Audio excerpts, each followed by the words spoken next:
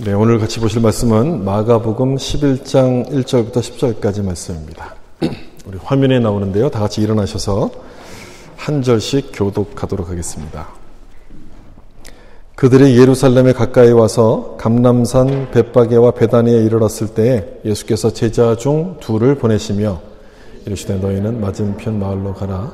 그리로 들어가면 곧 아직 아무도 타보지 않은 나귀 새끼가 매여 있는 것을 보리니 풀어 끌고 만일 누가 너희에게 왜 이렇게 하느냐 묻거든 주가 쓰시겠다 하라. 그리하면 즉시 이리로 보내리라 하시니 제자들이 가서 본즉 나귀가 문 앞에 어리에 매여 있는지라. 그것을 거기 서 있는 사람 중 어떤 이들이 이르되 나귀 새끼를 풀어 무엇 하렸느냐 하매 예수께서 이르신 대로 말하는데 이에 나귀 새끼를 예수께로 끌고 와서 자기들의 겉옷을 그 위에 얹어 놓음에 예수께서 타시니 많은 사람들은 자기들의 겉옷을 또 다른 이들은 들에서 벤 나뭇가지를 앞에서 가고 뒤에서 따르는 자들이 소리 지르되 호산나 찬송하리로다. 주의 이름으로 오시는 이여 찬송하리로다. 오는 우리 조상 다윗의 나라여 가장 높은 곳에서 호산나 하더라. 아멘. 말씀에 은혜 받으세요. 인사하면서 앉겠습니다. 말씀에 은혜 받으세요. 아멘.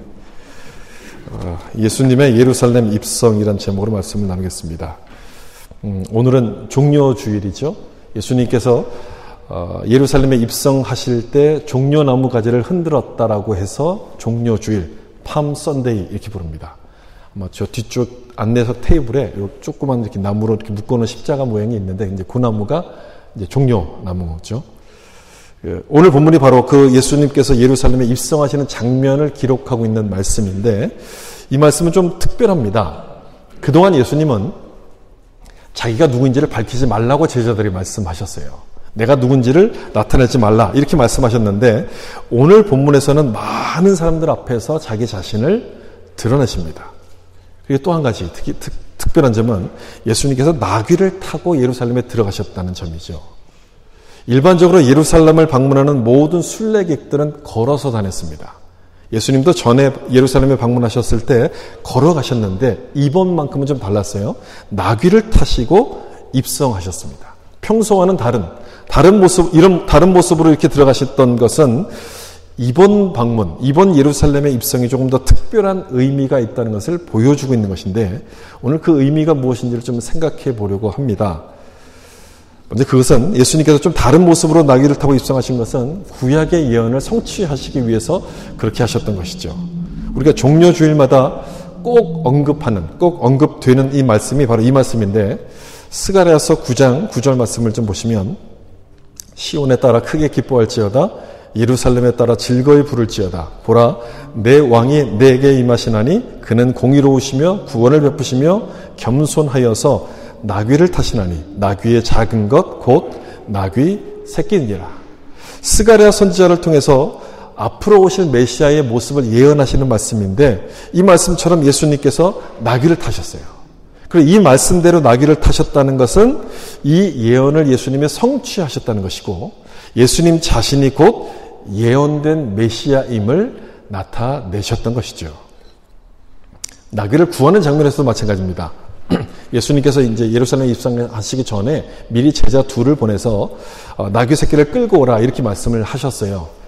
여러분 여기 스가랴 말씀을 잘 보시면 나귀 곧 나귀 새끼라고 하시는 말씀이죠. 이 말씀 좀 기억하시고 오늘 본문 2절을 좀 보시면 이르시되 너희 맞은편 마을로 가라. 그리로 들어가면 곧 아직 아무도 타보지 않은 나귀 새끼가 매여 있는 것을 보리니 풀어서 끌고 오라. 예수님께서 제자들에게 하시는 말씀인데요. 무엇을 끌고 오라고 말씀합니까? 나귀가 아니라 나귀 새끼를 끌고 오라 이렇게 말씀하세요.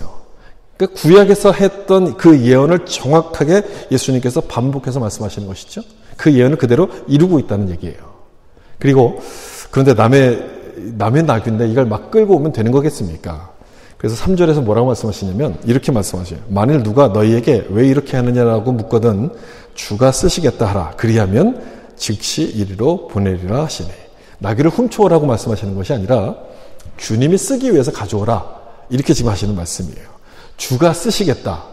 이 말씀의 의미는 이런 겁니다. 이 세상 모든 것들이 주님의 것인데 이 나귀를 내가 특별하게 사용하겠다. 나귀를 징발한다. 이런 의미의 말씀이에요.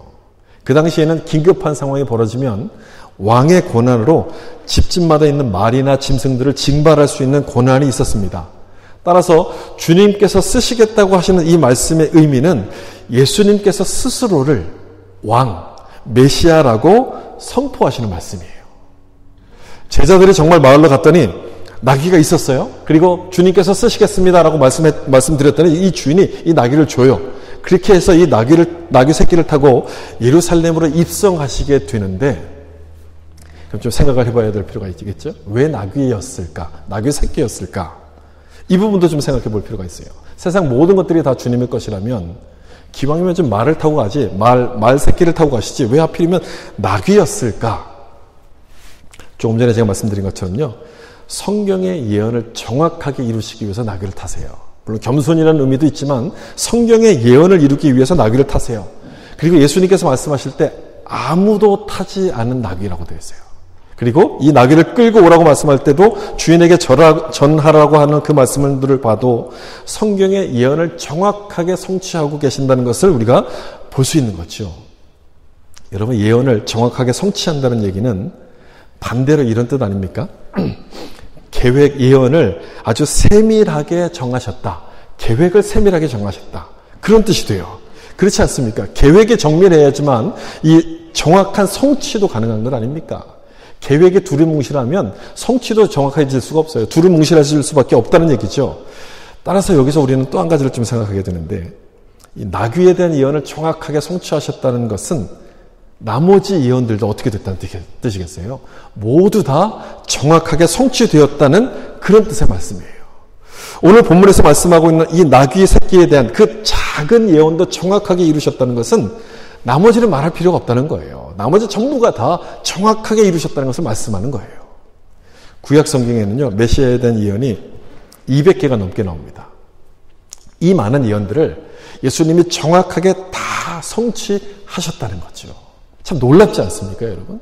200개나 되는 예언이에요. 그 중에서 한두 개쯤 빠질 수도 있는 것 아니겠습니까? 뭐 예언하다 보면 또 이렇게 하다 보면 좀 안 될 수도 있고 상황에 따라서 안 될 수도 있을 것 같은데 모두 다 성취했어요. 모두. 하나도 빠짐없이.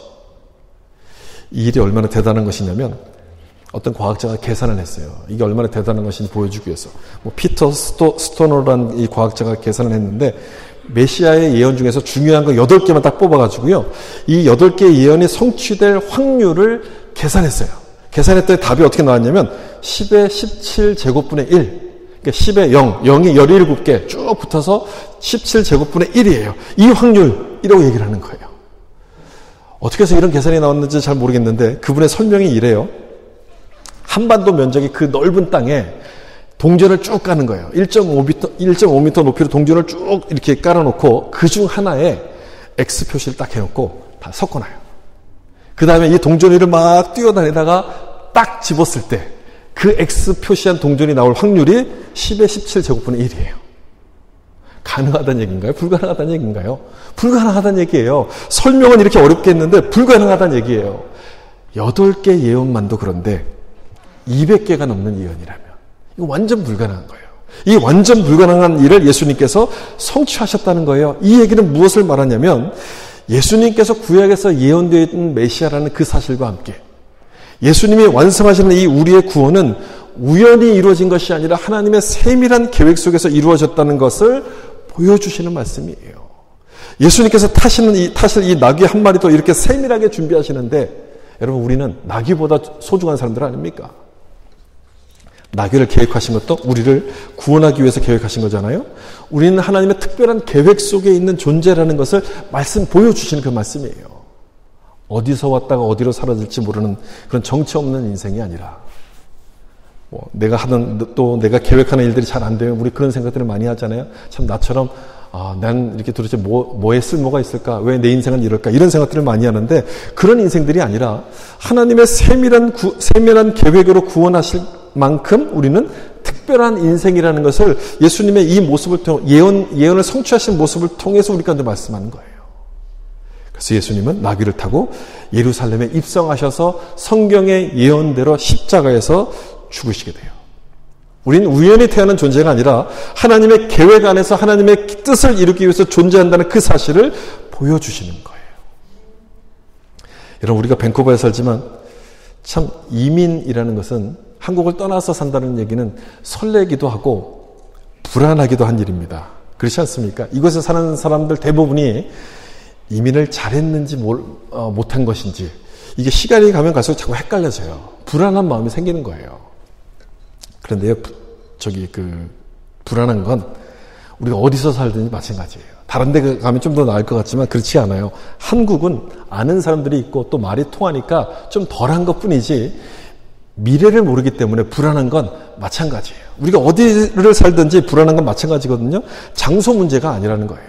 그러므로 내 마음속에서 불안한 생각이 들고 불안한 마음이 들 때 우리는 뭘 기억해야 되냐면 우리를 위해서 예수님께서 나귀를 타셨다는 사실을 좀 기억하실 필요가 있어요. 나귀를 타셨다는 얘기는 확률적으로 불가능한 그 예언을 성취하셨다는 얘기거든요. 우리를 위해서 그렇게 하셨다는 거예요. 그 예언, 그 모습을 기억하면 이 불안한 마음을 이길 수 있게 되는 거예요. 그런 주님이 나와 함께 하신다면 힘이 나는 거죠. 게다가 우리가 받은 구원은 우연히 받은 것이 아니라 하나님께서 정하신 엄청나게 세밀한 계획 안에서 이루어진 거라고 생각한다면 어떤 상황에서 우리가 힘을 내지 않을 수 있겠습니까? 담대해질 수가 있는 것이죠. 나귀를 타고 예루살렘에 입성하신 예수님은 바로 그런 의미, 이 모습은 그런 의미가 있는 거예요. 이 말씀처럼 우리에 대한 주님의 사랑을 기억하셔서 담대한 믿음을 지켜갈 수 있기를 예수님의 이름으로 축복합니다. 그 다음에 마가복음 11장 8절 말씀을 좀 보시면 많은 사람들은 자기들의 겉옷을 또 다른 이들은 들에서 벤 나뭇가지를 길에 펴며 예수님께서 나귀를 타고 예루살렘으로 입성하실 때 환영하던 사람들이 이렇게 행동했다는 모습을 보여주는데 옷을 깔았어요. 나귀 등에도 깔고 길에도 옷을 깔았는데 옷을 까는 것은요, 왕이 왔을 때 하는 일입니다. 왕을 맞을 때 하는 모습이거든요. 근데 이 모습을 예수님께 했다는 것은 이 사람들이 예수님을 어떻게 생각하고 있는지 우리 가운데 보여주는 장면이에요. 근데 그 다음에 이어지는 9절과 10절에도 보면 이 사람들이 예수님을 어떻게 생각했는지 여기에 나타나는데 우리 같이 한번 읽어볼까요? 호산나 찬송하리로다 주의 이름으로 오시는 이여 찬송하리로다 오는 우리 조상 다윗의 나라여 가장 높은 곳에서 호산나 하더라. 아멘. 우리 종교 주일 때마다 호산나에 관련된 찬양을 많이 부르죠.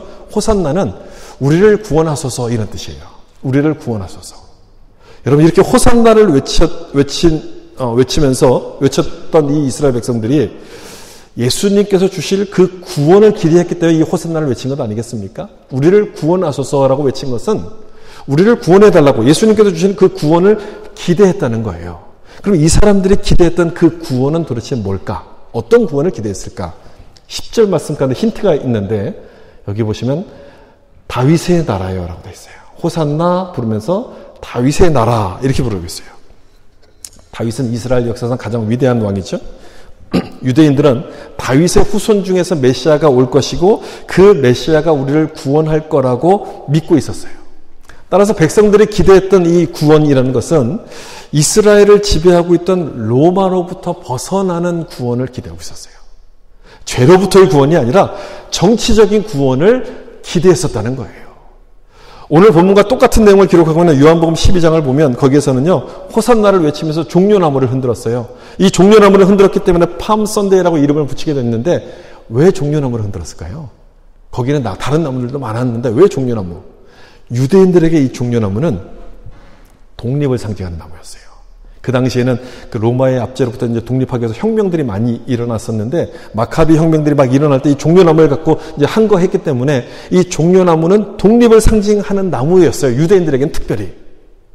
이들이 원했던 구원이 어떤 것인지가 아주 분명해지죠. 정치적인 것이라는 얘기가 아주 분명해지는 그런 장면이에요. 그런데 환호하던 이들과 달리 예수님의 모습을 좀 보시면 너무너무 조용합니다. 나귀 새끼를 타시고 조용하게 예루살렘으로 이렇게 들어가세요. 며칠 후 빌라도에게 신문을 받게 되시는데 너가 유대인의 왕이냐? 이렇게 빌라도가 물었을 때 예수님께서 이렇게 대답을 하시죠. 나는 왕이지만 내 나라는 이 세상에 속하지 않았다. 이렇게 말씀해요. 이 세상에 속하지 않았다. 정치적인 왕이 아니라 하나님 나라의 왕으로 이 땅에 오셨다는 것을 설명하는 거예요. 하나님 나라의 왕. 그래서 죄에 빠져있는 이 백성들을 구원하기 위해서 하나님 나라의 왕으로 이 땅에 오셨고 그 일을 위해서 예루살렘에 입성하신 것인데 사람들은 그걸 몰랐어요. 사람들은 그걸 모른 채로 이 호산나를 이렇게 막 외치고 있었어요.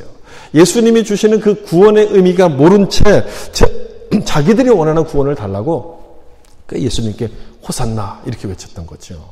참 놀라운 것은요, 이렇게 외치던 이 사람들이요, 자기들이 원하는 것을 주지 못하자 돌변했다는 거예요. 호산나를 외치던 이 사람들이요, 예수님을 십자가에 못 박으라고 소리를 칩니다. 똑같은 사람들이에요. 참 안타까운 장면이죠. 예수님은 우리 가운데 가장 필요한 것을 주시러 오셨는데 그걸 모르니, 그걸 보지 못하니 그 예수님을 거부합니다. 거부해요. 그래서 저는요, 내가 믿는 예수가 누군지를 우리는 날마다 확인해야 될 필요가 있다고 생각해요. 내가 믿는 예수가 과연 뭘까? 어떤 분인가? 그걸 확인하지 않으면 우리도 이 사람들처럼 호산나를 외치다가 어느 순간 십자가에 못 박으라고 돌변할 수도 있어요. 여러분이 믿는 예수님은 어떤 분입니까? 나에게 필요한 것을 채워주시는 분이라고 믿고 있습니까? 내 문제를 해결해 주시고 복을 주시는 분이라고 그렇게 믿고 계십니까? 그렇게만 믿는다면 우리도 이 사람들과 똑같은 거예요. 호산나를 외치면서 정치적인 메시아를 원하던 이들과 다를 바가 하나도 없어요. 물론 예수님께서 우리의 문제를 해결해 주시죠. 그런데 그것보다 더 우선적으로 해결해 주시는 게 있어요.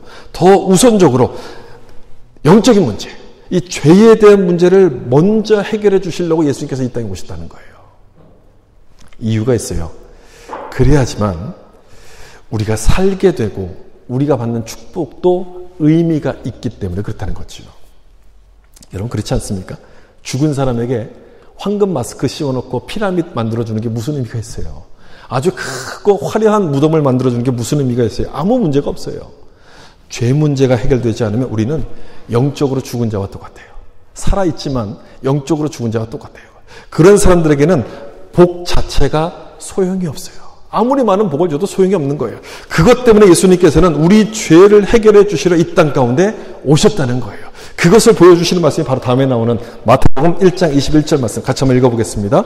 아들을 낳으리니 이름을 예수라 하라. 이는 그가 자기 백성을 그들의 죄에서 구원할 자이심이라 하니라. 아멘.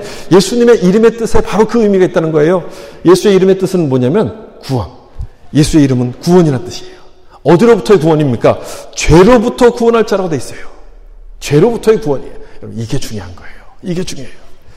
예수님이 주시는 구원은요, 우리가 갖고 있는 그 문제의 근원, 죄 문제를 해결해 주시는 구원이에요. 이 죄를 깨끗이 용서해 주시는 구원이에요. 이 죄로부터 우리를 구원하셔서 하나님과의 관계를 회복시키시고 나를 향한 하나님의 뜻을 깨닫게 하셔서 변화된 삶을 살게 하세요. 그러므로 예수를 믿고 구원받은 사람은요, 인생이 달라집니다. 예수 믿었는데 인생이 달라지지 않았다는 것은 정말 내가 제대로 믿고 있지 않는 거예요. 예수를 믿으면요, 인생이 달라질 수밖에 없어요. 생각이 달라지고 행동과 언어가 달라지기 시작해요. 죄를 용서받고 예수를 믿을 때 내 죄가 용서받고 하나님이 내 아버지임을 깨닫게 되기 때문에, 하나님이 아버지이신 것을 알게 되기 때문에 삶의 방향이 달라질 수밖에 없어요. 삶이 변화되는 거예요. 예수님께서 예루살렘에 입성하신 것은 바로 이 구원을 우리 가운데 주시기 위함이었어요. 여러분은 이 구원을 받으셨습니까? 예수님이 주시는 그 구원을 받으셨어요?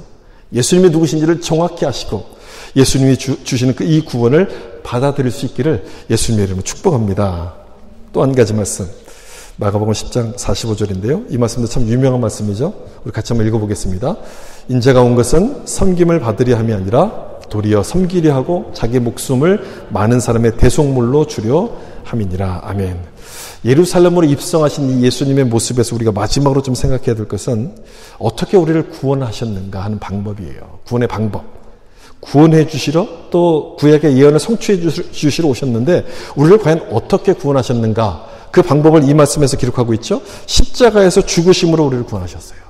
그러니까 예루살렘에 입성하신 것은 십자가에서 죽기 위해서 예수님께서 이제 예루살렘에 들어가세요. 십자가만이 우리를 구원할 유일한 방법이었기 때문에 그래요. 다른 방법이 있었으면 다른 방법으로 하셨겠죠. 그런데 유일한 방법이 십자가밖에 없었기 때문에 십자가에서 죽기 위해서 예루살렘으로 입성을 하십니다. 그런데 복음을 모르는 사람들이 볼 때는 왜 예수님이 십자가에서 죽어야 되지? 라고 질문을 해요. 용서해 주실 거면 그냥 용서해 주시면 되지. 하나님은 전능하신 분인데, 예수님은 하나님의 아들이면 전능하신 분인데 그냥 용서해 주시면 되지 왜 꼭 죽어야 되느냐, 이런 질문들을 해요. 신학자 중에서도 좀 진보 신학자들 중에 이런 생각을 가진 사람들이 있어요. 하나님께서 자신의 아들을 십자가에서 죽게 했으니까 이거는 십자가는 하나님께서 아동 학대한 거다, 이렇게 생각을 해요. 자기 아들을 죽게 했으니까 하나님의 아동 학대다라고 얘기하면서 이런 거북하고 복잡한 내용들은 다 빼버리고 예수님의 삶과 예수님의 가르침을 초점을 맞추는 게 훨씬 더 유익하다라고 주장하는 사람들이 있어요. 신학자 중에 그런 사람들이 있어요. 그 진보 신학자들이 그래요. 어떻게 이런 생각을 할 수 있는지 참 생각할수록 놀랍죠. 예. 근데 여러분, 이런 주장이 맞습니까? 이들의 주장이? 가장 중요한, 우리 성경에서 가장 중요한 십자가를 쏙 빼놓는 거예요. 여러분, 여기에 대해서 뭐라고 대답하시겠어요? 예수님이 꼭 십자가에서 죽어야만 됩니까? 그래야지 우리 죄를 용서받습니까? 라고 그렇게 질문한다면 여러분, 뭐라고 대답하시겠어요?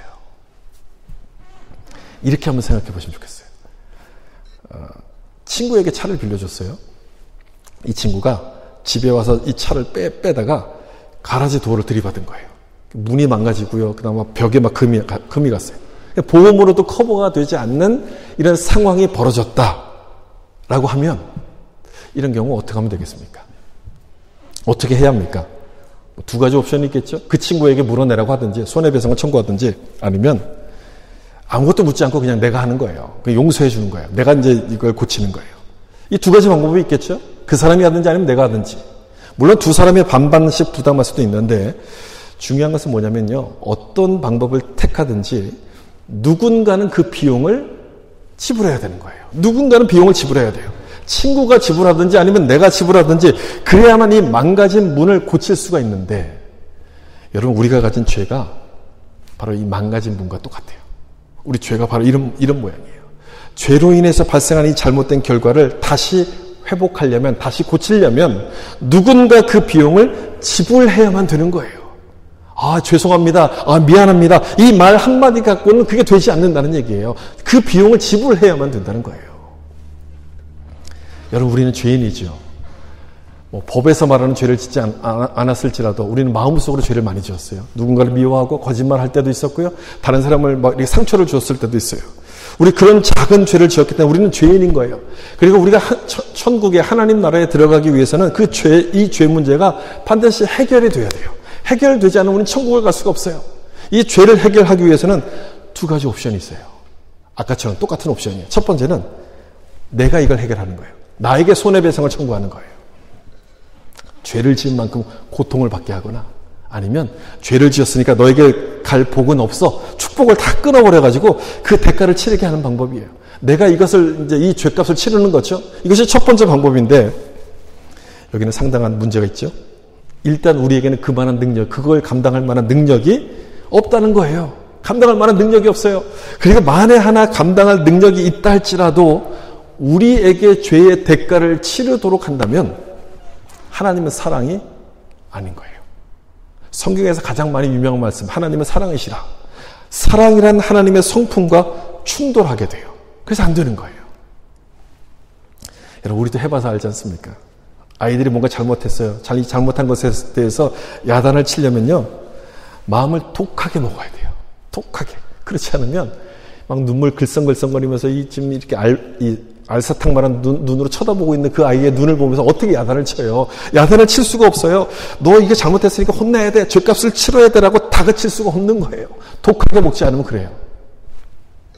그리고 더 큰 문제는요, 그렇게 야단치다 보면 말을 잘 듣는 아이도 있지만 말을 안 듣고 막 이렇게 어긋나는 아이들도 있잖아요. 그 아이들 보면 막 분통이 터지죠.